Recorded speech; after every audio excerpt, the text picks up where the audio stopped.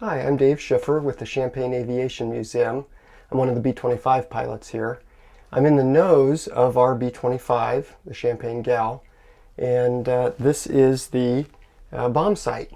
The bombardier, of course, would be up front here. We do have a gun here that he could operate if they were being attacked by fighters or whatnot. But part of his job was to release the bombs. And this is the bomb site that we have mounted in ours. Of course, it's a big, bulky, heavy thing.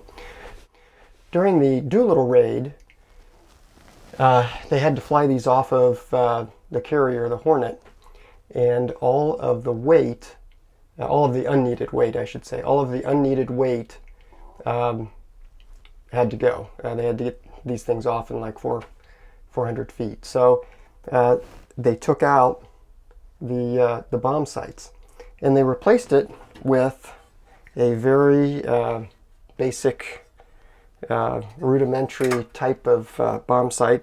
It's basically just a sight here with an angle. You know, you look through kind of like a gun sight or something. It has an angle here that was mounted.